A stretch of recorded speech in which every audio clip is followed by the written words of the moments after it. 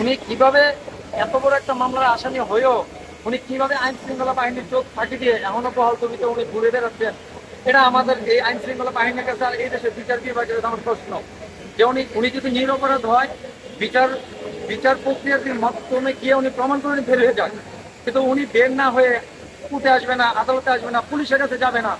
ওনার এমন কি ক্ষমতা যে উনি কেন বিচারের মুখোমুখি হচ্ছেন না? আমার প্রশ্ন আজকে এই জায়গার মধ্যে বিচার প্রশাসন এবং আইন শৃঙ্খলা বাহিনীর কাছে যে উনি কেন বিচারের মুখোমুখি হচ্ছে না?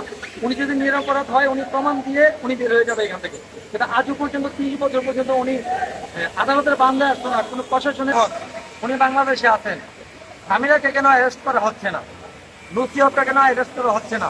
এই আসামিগুলো সামিরারে ধরা অ্যারেস্ট করলেই আমরা সত্যটা জানতে পারি উনি কেন। ওনারা তো একই সময় বলতো যে আমরা আত্মসমর্পণ করে আমরা ন্যায় বিচার চাইবো, তাই ন্যায় বিচার চাওয়ার পরে মামলা হয়েছে, আজকে 7 মাস চলে গেল, কেন ওনারা আসলো না? এটাও আমাদের আইন শৃঙ্খলা বাহিনীর কাছে প্রশ্ন যে ওনাদেরকে কেন আপনার সুযোগ দিচ্ছেন, কি সুযোগ দিচ্ছেন? আপনারা সত্যটা জানেন, তাদেরকে রিমান্ডে নেন, আইনের প্রক্রিয়াতে আনেন, সত্যটা বেরিয়ে আসলে আমরা সত্যটা জানতে চাই। তারাও কিভাবে এই বিচারটা বিশ্লেষণ করছেন আমি জানি না, তারা বের হওয়ার মতো কোনো সুযোগ নাই। রাজপথে অবশ্যই কঠোর আন্দোলন করবো আমরা, আমাদের পক্ষে অনেক লোকজন থাকবে। 64 জেলা থেকে বক্তরা বলে যে ভাই রাজপথে আন্দোলন করেন, আর বর্তমান সরকার এমনি বিভিন্ন ইস্যু নিয়ে ওনারা একটু বিভ্রান্তি অবস্থায় আছে। আমরাও গিয়ে যদি একটা রাজপথে নেমে আন্দোলন করি, একটা রাস্তা বন্ধ করি, এই ঢাকা শহরের মানুষকে আমরা কষ্ট দিতে চাই না। আমরা এই শহরে বসবাস করি, আমরা চাই সরকার সুষ্ঠু তদন্ত করুক। আর 30 বছর পর্যন্ত আসামি রিজভী আরে আবুল মনোয়ারা ডলি কাজের লোক ছিল, ওরা কিন্তু আপনারা জানতে পারছেন ওরা কোথায় ছিল?